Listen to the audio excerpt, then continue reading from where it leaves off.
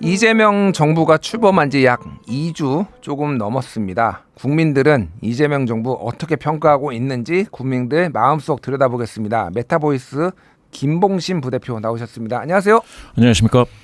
일단 여론조사 얘기 먼저 좀 간단하게 업계 얘기를 할게요. 선거 여론조사 이게 뭐 어떻게 보면 대목이기는 한데 근데 제가 여론조사 업체분들 얘기를 들어보니까 정치 여론조사가 생각보다 돈은 별로 안 된다고 그런 말씀들 많이 하시더라고요.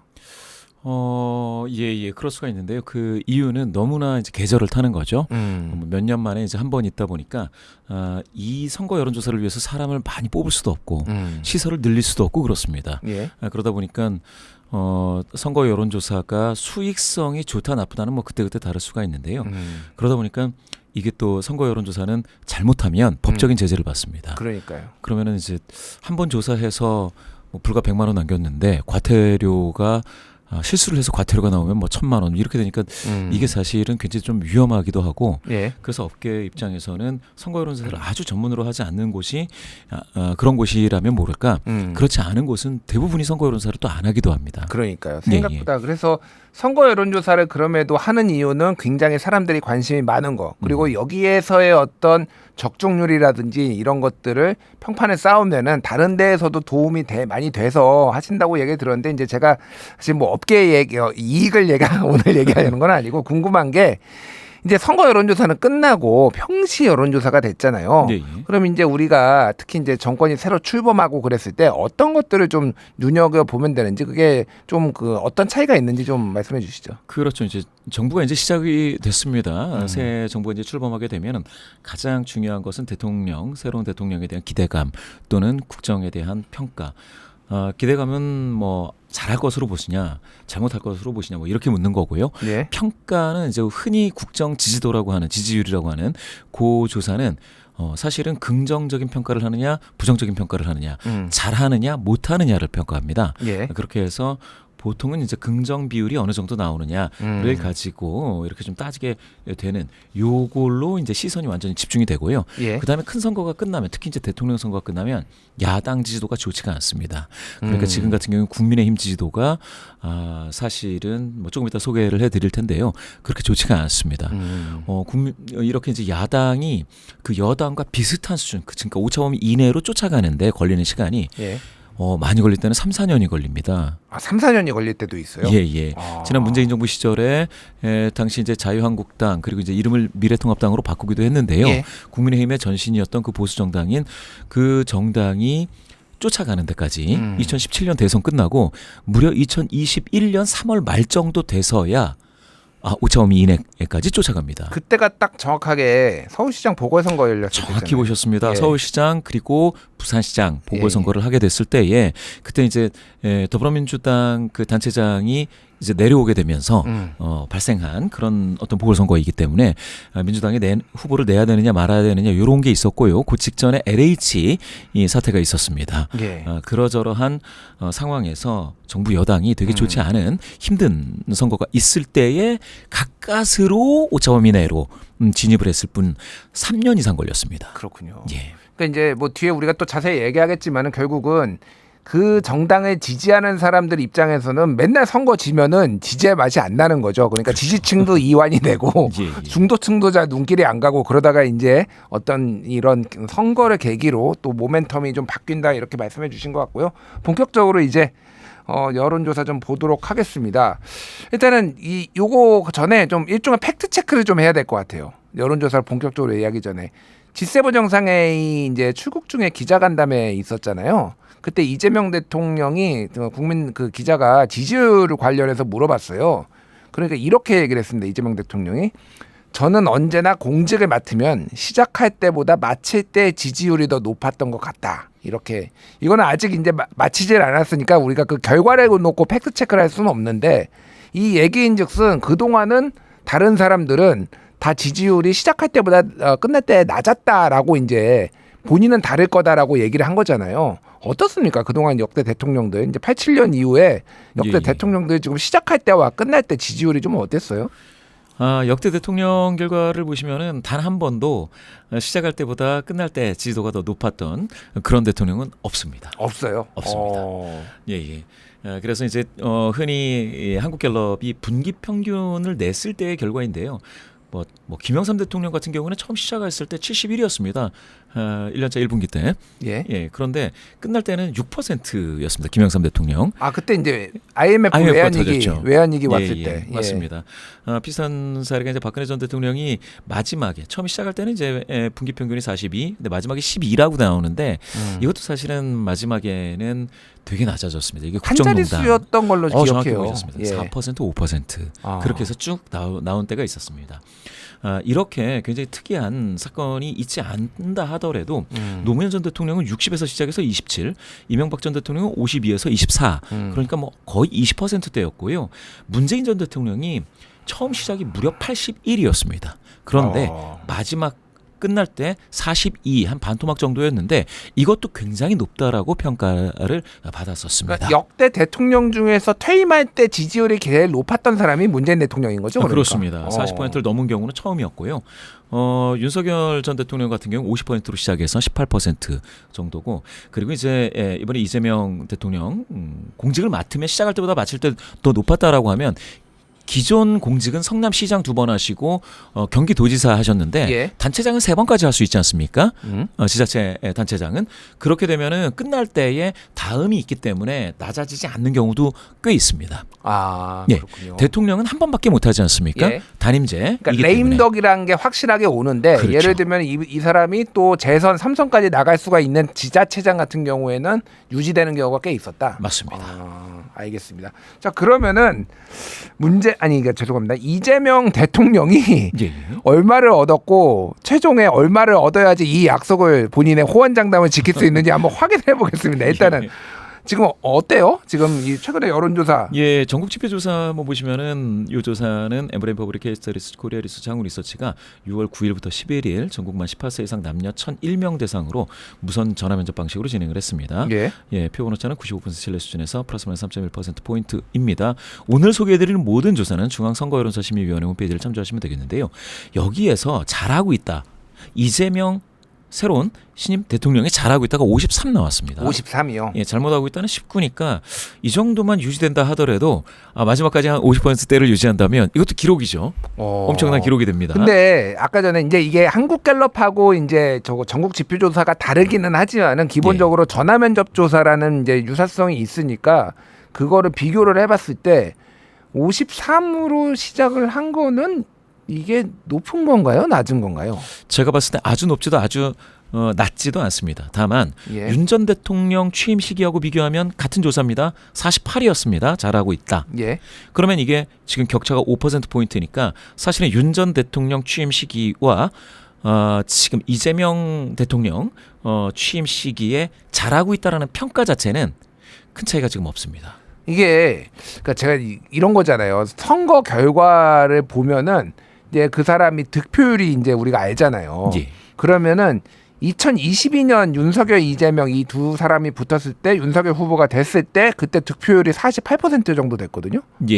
그런데 첫 번째 이제 잘하고 있다, 취임 후에 잘하고 있다가 48이면은 본인을 안 찍은 사람한테는 잘하고 있다라는 평가를 거의 못 받았다라고 지금 봐야 되는 거네요. 그러니까 굉장히 정확하게 보셨습니다. 이때부터, 그러니까 윤석열 전 대통령이 취임한 때부터는 뭐라고요? 앞으로 잘할 것 같으냐, 잘하고 있느냐 이렇게 했을 때 안 찍은 분들이 마음이 냉랭한 거예요. 이 시기부터는. 이재명 후보는 그러니까 이재명 대통령 그거보다는 조금 높네요. 그러니까. 그렇죠. 그 마음이 글쎄요, 중도 성향이신 분들, 보수 성향이신 분들이 조금 마음이 풀렸을지 모르지만 지금 49%를 약간 넘은 그 이재명 대통령은 잘하고 있다라는 평가를 53 받았습니다.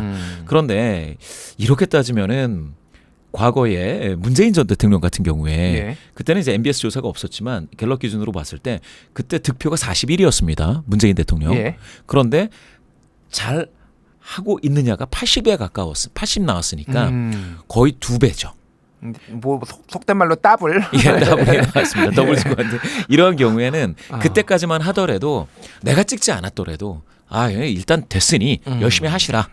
그런 의미에서 잘하고 있다, 잘할 것이다 이렇게 좀 그 등을 좀 밀어주는 듯한 격려의 의미가 좀 있었는데 윤석열 전 대통령이 당선된 이후부터는 그러한 정도의 진영을 넘나드는 격려의 의미가 많이 퇴색됐습니다. 정치적 양극화가 좀 정파성이 심해졌다 이렇게 해석을 할 수 있는 맞습니다. 건가요? 극단적으로 좀 갈린 그래서 내가 찍지 않은 사람한테는 마음이 좀 지금 안 가는 거죠. 아무리 대통령이라 하더라도. 알겠습니다. 그러면 이게 아까 제가 설명해 주셨지만은 이제 잘하고 있다 못하고 있다 평가도 있지만은 기대치라는 게 있잖아요. 예, 예. 기대치는 좀 어떻게 나오나요? 기대치는 이재명 대통령 65 긍정적인 기대를 하는 것이죠. 그런데 부정적인 기대가 24 잘 모르겠다가 10 나왔는데요. 그런데 윤 전 대통령이 긍정 기대가 54 정도니까 예. 지금 이재명 대통령은 윤 전 대통령 대비 11%포인트 긍정 기대는 더 높습니다. 이거는 뭐냐? 그러면 내가 두고 보겠다. 잘하는지 잘할 것이다. 예. 지금까지는 이제 얼마 안 됐지 않습니까? 몇 주가 지나지도 않았는데 한 달도 지나지 않은 대통령을 평가했을 때 잘하고 있다라는 점 탁 꼬집어서 얘기하기 어렵지만 그런데 잘할 수 있어라고 하는 기대감은 65니까 예. 우리 국민 3분의 2는 긍정적으로 기대를 가지고 있다고 보셔도 될 것 같습니다. 그렇군요. 이게 아무래도 이제 한국 정치의 이제 중요한 변곡점인 불법 비상계엄 내란이 이제 있고 나서의 그거를 극복하는 과정에서 뭐 출범한 대통령이니까 그런 기대치가 상대적으로 높은 것 같은데 윤석열 대통령은 참 일관되게 낮네요. 이거. 예, 잘하고 있다 평가도 낮고 기대치도 낮고. 근데 이렇게 기대치가 낮았는데 그거를 극복하고 진짜 퇴임할 때 좀 높게 딱 찍었으면 얼마나 좋았을까 그 생각도 들어요. 솔직히. 맞습니다. 예, 참 안타깝다 이 생각이 예. 드는데요. 예, 그러면은 새 정부 인선 평가에 대해서도 좀 어떻게 나왔나요? 이 경우에는 그러니까 이제 이 수치를 보실 때는 이 조사에 아까 9일부터 11일까지라고 조사 기간을 제가 말씀을 드렸는데요. 그 이후에 일부 그 논란도 있습니다. 그걸 감안하고 보셨을 때에 이렇게 물어봤습니다. 선생님께서는 이재명 대통령이 발표한 새 정부의 첫 인선에 대해 어떻게 평가하십니까? 라고 해서 잘했다 잘못했다를 4점 척도로 평가한 다음에 긍정적인 평가를 모아봤을 때 예. 57 나왔습니다. 그러니까 57%면은 거의 60에 가깝죠. 그러면은 우리 국민 10분 중에 6분은 긍정 평가를 하고 계신데요. 진보 성향이신 분들 중에서 87%가 긍정, 중도 성향이신 분들 중엔 61%가 긍정이라 상당히 높은 비율인데 보수 성향이신 분들은 긍정이 32, 부정은 49로 나뉘어 있습니다. 이렇게 보면은 보수 성향이신 분들은 아직도 좀 매 눈으로 좀 보고 계시고 예. 그리고 이거 이후에 사퇴하신 분도 있고요. 그다음에 국무총리 후보와 관련된 몇 가지 이제 논란도 있기는 있습니다. 그러니까 오광수 민정수석이 5일 만에 사퇴한 거는 이거 여론조사 이유가 되는 건가요? 맞습니다. 하지만은 그 논란은 그 중간에는 있었던 거잖아요. 그렇죠. 그러니까. 예. 그래서 이제 그게 100% 반영이 된다라고 볼 수는 없습니다. 그렇지만 지금 일부 반영이 됐었을 때는 57 정도 나온다 이렇게 보시면 되겠습니다. 알겠습니다. 이제 가장 사람들이 관심을 가지고 있고 지금 뉴스에서도 많이 나오는 어떤 인선은 국무총리잖아요. 김민석 국무총리 후보자 여기에 적합성에 대해서도 조사를 했나 봐요. 예, 그렇습니다. 천지일보가 의뢰해서 코리아정보리서치가 6월 17일부터 18일 전국의 만 18세 이상 남녀 1,006명 대상 휴대전화 RDD 방식 ARS입니다. 조사를 진행을 했는데요. 이 경우에도 역시 신뢰 수준 96% 신뢰 수준에 플러스 마이너스 3.1%포인트의 오차범위를 갖습니다. 여기서 국무총리 후보자 적합하다 48. 48이면 절반 정도에 가깝습니다. 그래서 예. 우리 국민 절반 정도 2명 중에 1분 정도는 지금 적합하다라고 평가를 하시고 있는데요. 그런데 부적합하다도 38.9니까 이것도 적은 건 아닙니다. 거의 40%에 육박한다라고 볼 수가 있겠습니다. 그래서 지금은 적합, 부적합이 오차 범위를 넘어서서 적합 비율이 높기는 하지만 부적합하다도 40% 나온다고 하면 이것도 눈여겨볼 부분입니다. 이게 지금 이게 오늘 저희 방송 기준으로는 어제 그제 조사한 거잖아요. 그렇습니다. 그러니까 최근에 있었던 김민석 후보자의 재산 관련 증식 관련 논란이라든지 과거에 이제 정치자금법 위반 뭐 이런 거에 대한 조금 부정적인 인식이 반영됐을 가능성이 있다라고 좀 보여지네요. 그러니까 이게 일부 논란은 반영이 됐는데 그렇다 하더라도 적합하다라는 여론이 한 절반 정도라고 나오는 것은 그렇게 낮은 편은 아닙니다. 다만 이제 인사청문회라든지 앞으로 어떻게 정부에서 대응을 하는지에 따라서 바뀔 여지는 있어 보입니다. 다음 주 이제 24, 25 다음 주 화수에 이제 그 인사청문회가 있는데 여기에서 어떤 결과가 나와서 이게 여론이 확 뒤집혀서 만약에 적합하다가 굉장히 떨어질 경우에는 뭐 낙마 가능성도 배제할 수는 없는 뭐 이런 상황으로 흘러갈 수도 있겠네요. 그러니까. 예, 맞습니다. 30%선 정도를 보시면 되겠는데요. 30%선을 하향 돌파해서 적합하다 비율이 20%대로 낮아진다면 그러면 굉장한 부담이죠. 대통령실에서도 그랬을 때 이거를 좀 강행할 건지 예. 강행한다면 강행은 되겠으나 그런데 이제 정부 출범 초기에 이와 같이 인사 문제로 어떤 여론과 부닥치는 그런 양상이 되면 그때부터는 그러면은 보수 성향이신 분들이 목소리가 이제 세질 수 있습니다. 그러면 보수 정당이 힘을 얻게 되는 것이죠. 알겠습니다. 자, 3대 특검법에 대한 찬반 여론도 좀 소개해 주시죠. 예, 3대 특검법입니다. 3대 특검법은 이렇게 물어봤습니다. 지난 5일 여당이 더불어민주당 주도로 윤 전 대통령 등의 내란과 김건희 여사 최해병 사건을 각각 다루는 이른바 3대 특검법이 국회 본회의를 통과했는데요. 이에 대한 귀하의 의견 중 선생님께서는 어디에도 동의하십니까라고 해서 특검법에 찬성한다 또는 특검법에 반대한다 이렇게 이제 응답을 받았습니다. 예. 그런데 특검법에 찬성한다가 64%입니다. 이 경우에는 거의 3분 중에 2분에 가깝기 때문에 굉장히 높은 비율로 특검법에 찬성한다가 나왔습니다. 이게 지금 전국 지표조사죠? 전국 지표조사입니다. 그러면 아까 전에 전국 지표조사에서 예. 국정수행 지지율은 53이었고 그리고 국정수행 기대감은 5였습니다. 67 아니었나요? 제가 잠깐만 확인해. 65였네요. 예, 65였고. 그러니까 이거는 거의 국정수행 기대감하고 거의 일치하는 거네요. 그러니까. 예, 정확히 보셨습니다. 이렇게 된다라고 하면은 그러니까 3대 특검법이라고 하는 것은 지금 대통령의 인사 문제라든지 대통령에 대해서 긍정평가하는지 이거보다도 좀 높은 비율입니다. 방금 보셨듯이. 그러면 이걸 추진한다라는 것은 이걸 하면 할수록 이재명 대통령에 대한 좋은 평가가 더 높아질 수 있는 상방 압력이 될 수 있는 끌어올릴 수 있는 그런 어떠한 이슈가 될 수 있겠습니다. 예. 중도 성향이신 분들 중에 74%가 찬성입니다. 물론 진보 성향이신 분들 중에서는 89니까 굉장히 높죠. 근데 보수 성향이신 분들 중에서도 39%가 찬성, 50%가 반대하니까 예. 보수 성향이신 분들 중에서도 거의 40% 정도는 찬성하고 계셔가지고요.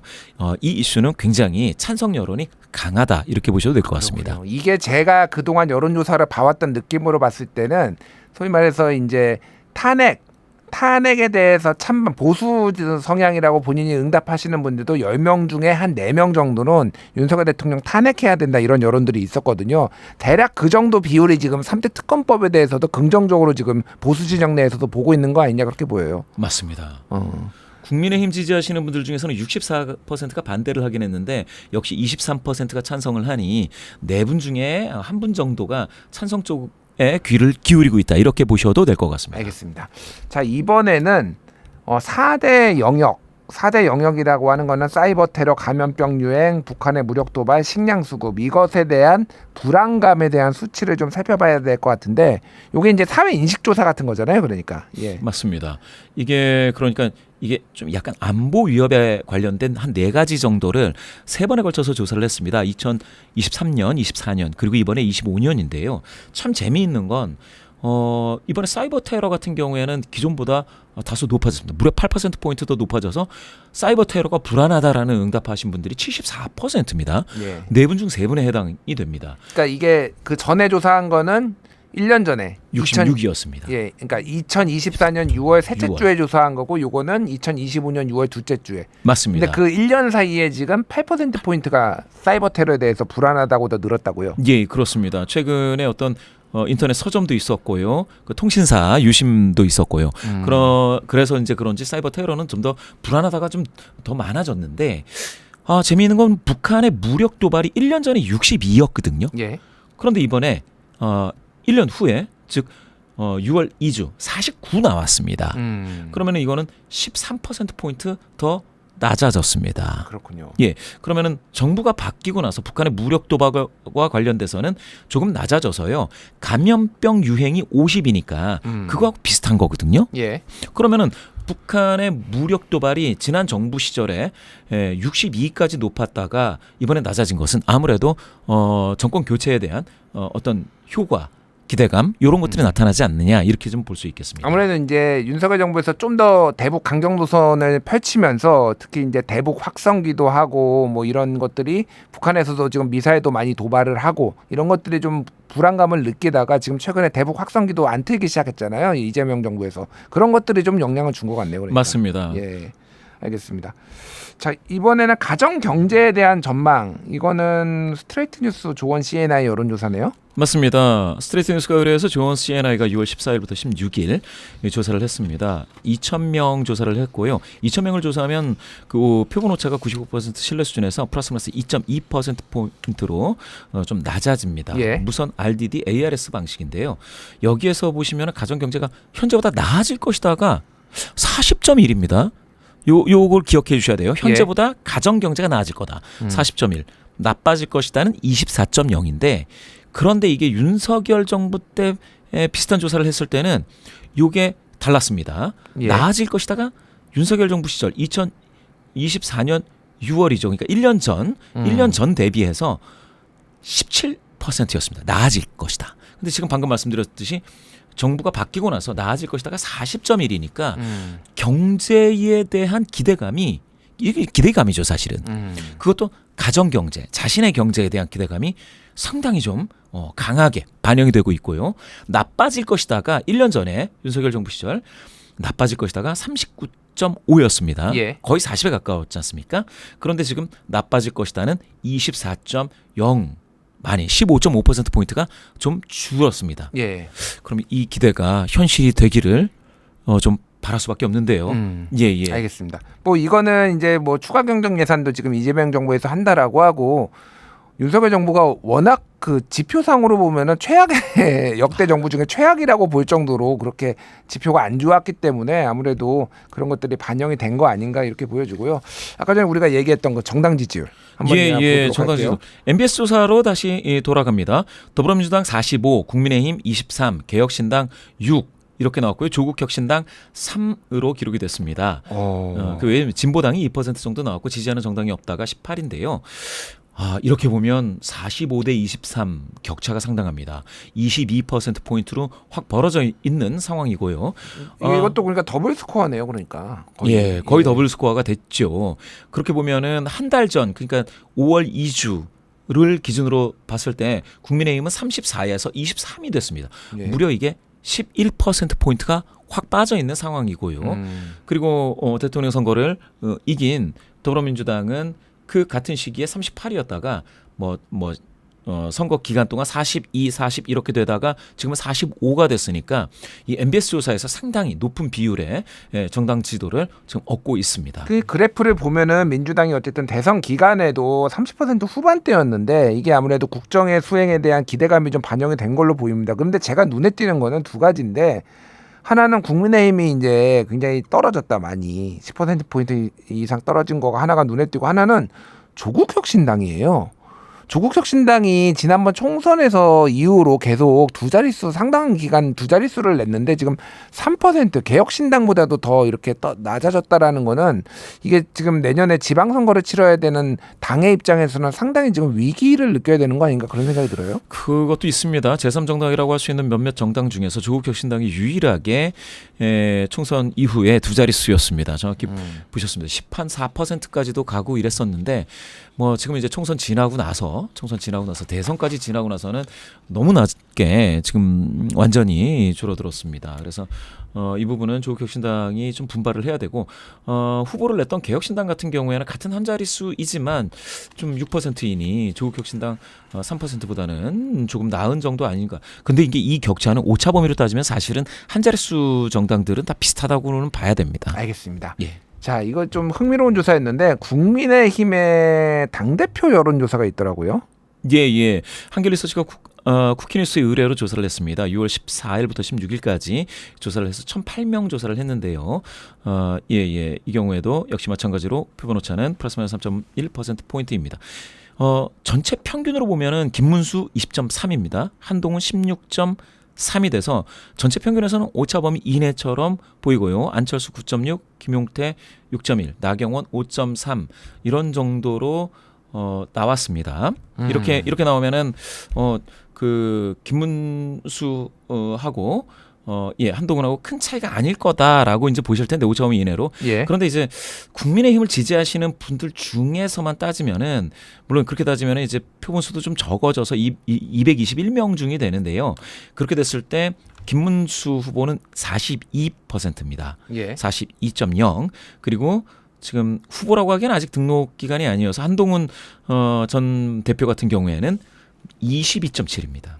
그러니까 이게 국민의힘을 지지하시는 분들 중에서 따지면 자, 두 자릿수가 두 분, 김문수, 한동훈 두 분인데 격차는 전체 평균보다 더 벌어지는 것처럼 보이게 됩니다. 예, 그렇습니다. 그렇군요.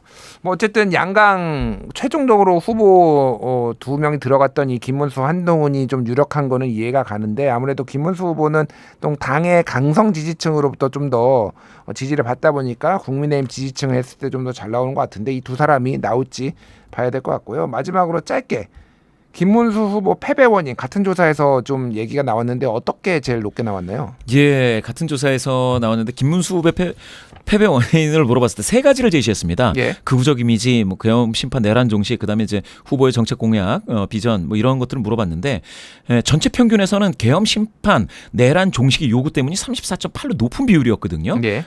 그런데 극우적 이미지도 24.8입니다. 그런데 국민의힘을 지지하시는 분들 중에서는 34%가 기타로 나온 거예요. 기타요. 기타가 나왔습니다. 예. 제시됐던 세 개가 아닌 기타가 나왔습니다. 국민의힘을 지지하시는 분들 중에서는 어쩌면 이 세 가지 말고 다른 요인으로 보고 계실지도 모릅니다. 이준석 후보의 뭐 완주라든지 예. 이재명 후보가 관련된 재판이 완전히 끝나지 않았다든지 이런 외부적인 요인으로 좀 생각을 하시는 분들도 꽤 있는 것 같아요. 아니면 뭐 한덕수 이제 후보 교체로 인해서 당이 분열됐다든지 뭐 예를 들면은 뭐, 예. 뭐 그런 것들로 지금 외부에서 좀 많이 찾으시는 것 같네요. 예. 어쨌든 계엄 심판 내란 종식의 요구 때문이라는 거는 결국은 이거를 사람 이름으로 치환을 하자면 윤석열 때문 뭐 이렇게 많이들 생각을 하시는 것 같네요. 그러니까. 맞습니다. 예. 참 이게 그러니까 윤석열 대통령 그 세력과의 절연 이게 지금 얼마나 중요해졌는지 국민의힘에게 그거를 확인할 수 있었던 것 같습니다. 자, 오늘 언급한 모든 여론조사는 자세한 내용은 중앙선거여론조사 심의위원회 홈페이지 참고하시면 됩니다. 예, 여기까지 할게요. 지금까지 김봉신 메타보이스 부대표였습니다. 감사합니다. 감사합니다.